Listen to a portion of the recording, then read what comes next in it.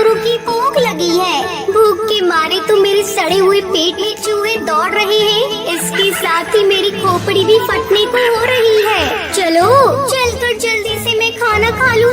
इतना बोलकर भूतिया टूनी चिड़िया की आत्मा एक घर में जाती है और किचन में से सारा खाना खा लेती है। तभी हरी तोती उसे देख लेती है। हे भगवान, भूतिया चिड़िया की आत्मा, इसे देखकर तो डर से मेरा सर चकरा रहा है। घबरा मत, आकर बैठ मेरे पास, मैं तुझे गाना सुनाती हूँ। सर जो तेरा चकराए या दिल डूबा जाए, आजा प्यारे पास हमारे, काहे घबराए काहे घबराए।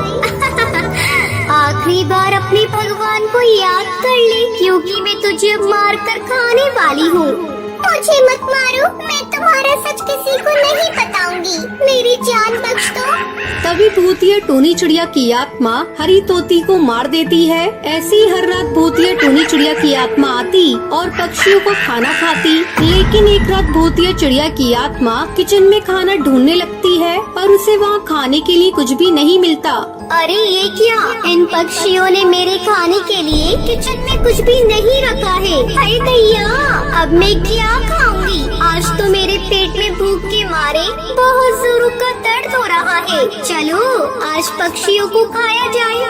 तभी भूतिया टूनी चिड़िया की आत्मा को कालू और टुन्नू चिड़ा दिखाई देते हैं। वो उन्हें मारने जाती है। तभी हमें छोड़ दो, हमने तुम्हारा क्या बिगाड़ा है? भूतिया टूनी चिड़िया की आत्मा उनकी एक भी नहीं सुनती और उन दोनों को मारकर खा जाती है। अगले दिन सुबह फिर से जंगल वालों को 2 पक्षियों की आधी खाई हुई लाश मिलती है, जिसे देखकर वो पक्षी डर जाते हैं और आपस में बातें करने लगते हैं। पता नहीं हमारे जंगल को क्या हो गया है, अचानक से जंगल में पक्षियों की मौत होने लग गई है। सिर्फ मौत ही नहीं, बल्कि हम पक्षी जो अपने घरों में खाना पकाती है, वो भी अपने आप गायब हो रहा है। मुझे तो लगता है कोई आत्मा या भूत का चक्कर है, हमें बाबा से मदद मांगनी होगी।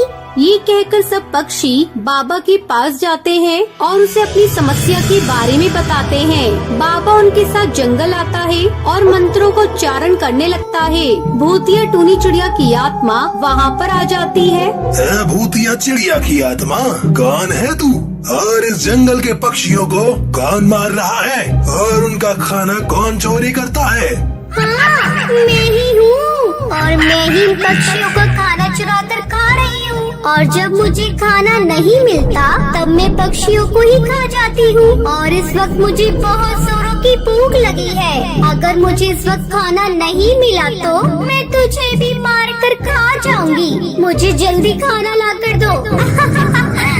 मैं तुझे खाना ला कर दूंगा, लेकिन उससे पहले तू मुझे ये बता कि तू भूतिया चिड़िया की आत्मा कैसे बनी और क्यों तू इन पक्षियों का खाना चुरा कर खा रही है? मेरा नाम टूनी था और मैं इसी जंगल में ही अपने पति बंटी और सास बबली के साथ रहा करती थी। एक दिन मेरी सास मेरे पास आकर मुझसे कहती है, सुन बहू, कल घर पर कुछ मेहमान आने वाले हैं, तो तुम ढेर सारा खाना बना लेना और जब तक वो खाना खाकर न चले जाए तब तक तुम खाने को हाथ भी मत लगाना। अगले दिन टूनी बहुत सारा खाना बनाकर रख देती है और मेहमानों के आने का इंतजार करने लगती है कि तभी उसे बहुत तेज भूख लगती है। जब तक मेहमान नहीं आए हैं तो क्यों ना मैं छुपकर थोड़ा सा खाना खा लूं, इससे किसी को पता भी नहीं चलेगा। जिसके बाद टूनी भूख के मारे सारा खाना खा लेती है। तभी वहाँ पर टूनी की सास आ जाती है। ये क्या किया तूने बहू? अब मैं मेहमानों को क्या खिलाऊंगी? मेरे तो भाग्य ही फूट गए थे जो मैं इस मोटी पेटू बहू को घर ले आई। मुझे माफ कर दो माँ जी, मैं क्या करूँ? मुझे शुरू से ही ज्यादा खाना खाने की आदत है। थोड़े से खाने से मेरा पेट नहीं भरता। लेकिन मेरी सास और मेरे पति ने मेरी एक नहीं सुनी और मुझे फांसी से लगाकर मार दिया। जब से मैं भूतिया चिड़िया की आत्मा बन गई और पक्षियों का खाना खाने लगी, अब मैं तुझे भी खा जाऊंगी बाबा। ये सुनकर बाबा उसके ऊपर पवित्र गंगा जल छिड़क देता है, जिससे वो वहीं जलकर भस्म हो जाती है और जंगल वाले उस पेटू भूतिया चिड़िया की आत्मा से मुक्त हो जाते हैं। कालू नाम का एक कौआ रात के 3 बजे ऑटो चला रहा था। तभी उसकी बीवी का फोन आता है। रात के 3 बज चुके हैं, आप घर कब आएंगे? मैं बस घर ही आ रहा हूँ, तो मेरी फिक्र मत करो और सो जाओ। इतना बोलकर कालू कौवा अपना ऑटो चालू करता है और अपने घर के लिए रवाना हो जाता है। तभी रास्ते में उसे रोड पर घायल अवस्था में एक चिड़िया मिलती है जो ऑटो रोकने के लिए बोल रही होती है। अरे बहन, तुम्हें तो बहुत चोट लगी है और तुम्हारे सर से तो खून बह रहा है। तुम मुझे बताओ तुम्हें कहाँ जाना है? तुम्हारे घर छोड़ दूंगा, मेरे रिक्शे में बैठ जाओ। जहाँ मैं बोलूँगी वहाँ छोड़ोगे? हाँ बहन बोलो, तुम्हें कहाँ जाना है? मुझे मेरे घर जाना है। इतना सुनकर कालू उस भूतिया चिड़िया की आत्मा को अपने ऑटो में बिठा लेता है। बहन अपने घर का पता बताओ ताकि मैं तुम्हें तुम्हारे सही पते पर छोड़ सकूं। अगर मैंने तुम्हें अपना सही पता बता दिया तो तुम तो डर कर थम जाओगे, इसलिए जैसे जैसे मैं तुम्हें रास्ता बताती जा रही हूँ तुम वैसे वैसे चलो।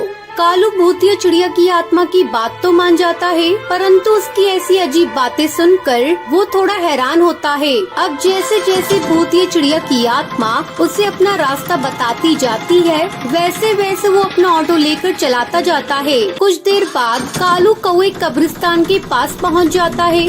बहन ये तो कब्रिस्तान है, तुम्हारा घर यहाँ है? यही मेरा घर है और यहाँ के मुर्दा पक्षी मेरा परिवार। इतना बोलकर भूतिया टूनी चिड़िया की आत्मा जोर जोर से हंसने लगती है और अपने असली रूप में आ जाती है। ये देखकर कालू बहुत डर जाता है। अरे कौवे, कहाँ भागा जा रहा है? मुझे आज एक गरीब ऑटो ड्राइवर का खून पीना है। आखिर तुम्हारी ही किसी साथी नहीं तो मुझे अपनी बातों में फंसाकर मेरे साथ लूटपाट की थी और उसके बाद मेरी जान ले ली थी। अब मेरी बारी है। कालू कौवे ये बात सुनकर अपना ऑटो रिक्शा लेकर वहाँ से भागने लगता है कि तभी तेज हवाएं चलती हैं। वो भूतिया टोनी चिड़िया की आत्मा उसके सामने आती है और उसे जान से मार देती है और वो कालू कौवे का रूप लेकर उसका ऑटो लेकर रेलवे स्टेशन पर चली जाती है और सवारी का इंतजार करने लगती है। तभी एक ऑटो रिक्शा वाला हरी तोता उसके पास आकर उससे बोलता है, अरे क्या कालू भाई, तुम थकते नहीं हो क्या? नाइट शिफ्ट भी करते हो और डे शिफ्ट भी, आखिर तुम इतनी मेहनत क्यों करते हो?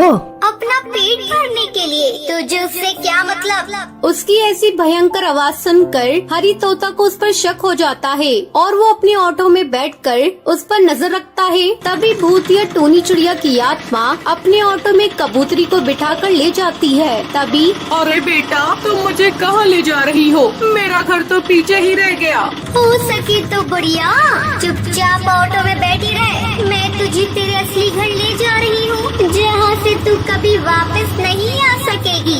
ये तुम क्या बोल रही हो? रिक्शा रोको, मुझे यहीं उतार दो, मुझे कहीं नहीं जाना। अब ये रिक्शा नहीं रुकेगा बुढ़िया। अब ये रिक्शा मेरी मंजिल और तेरी मौत के रास्ते से होकर जा रहा है और जब तक हम दोनों का घर यानी कब्रिस्तान नहीं आ जाता मैं तुझे कहीं नहीं जाने दूंगी। इतना बोलकर भूतिया टोनी चिड़िया की आत्मा अपने असली रूप में आ जाती है और उस बबली कबूतरी को मार देती है। ये सब हरी तोता देख लेता है और अपनी जान बचाकर वहाँ से भाग जाता है। अरे बाप रे, ये तो एक खतरनाक भूतिया चिड़िया की आत्मा है। मुझे जल्दी से ये बात कालू कौवे की बीवी को बतानी होगी। इस तरह से हरी तोता अपना ऑटो सीधा कालू के घर जाकर रोकता है और उसकी बीवी टुनटुनी को सारी बात बताता है, जिसके बाद वो टुनटुनी के साथ पुलिस स्टेशन जाता है और उसे सारी बात पुलिस वाले को बताता है, जिसके बाद पुलिस वाले एक तांत्रिक बाबा को उस कब्रिस्तान में ले जाते हैं। ये भूतिया टोनी चिड़िया की आत्मा बहुत ही खतरनाक है और ये अब आजाद हो चुकी है। कुछ साल पहले किसी ऑटो वाले ने इसके साथ बदतमीजी की थी और लूटपाट करके इसे मार दिया था। बस तब से ये भूतिया टोनी चिड़िया की आत्मा बन चुकी है। बाबा अब आप ही कुछ कर सकते हैं। उससे पहले वो भूतिया चिड़िया की आत्मा यहाँ आकर हम सभी को मारे, आप कुछ कीजिए। तांत्रिक बाबा अपने मंत्रों को पढ़कर भूतिया टोनी चिड़िया की आत्मा को वहाँ पर बुलाते हैं। तुम्हारे साथ बहुत गलत हुआ था, परंतु तुम दूसरे पक्षियों के साथ गलत ना करो, इसलिए मैं तुम्हें रिक्शे के साथ कैद कर रहा हूँ, क्योंकि इस रिक्शे के जरिए तुम पक्षियों की जान लेती हो। मुझे कैद करना ही कर ले, पर मेरी एक बात याद रखना, मैं एक बार फिर आजाद होंगी, और इस बार जब मैं आजाद होंगी तो पहले से भी ज्यादा शक्तिशाली बनकर आऊंगी और अपना ऑटो लेकर तेरी जान लूंगी। इतना बोलकर भूतिया चिड़िया की आत्मा जोर जोर से हंसने लगती है और बाबा अपनी तांत्रिक शक्तियों से उस भूतिया चिड़िया की आत्मा को अपने वश में कर लेता है और उसे ऑटो में टैग कर देता है, जिसके बाद उस ऑटो को उसी कब्रिस्तान पर ही खड़ा कर देता है।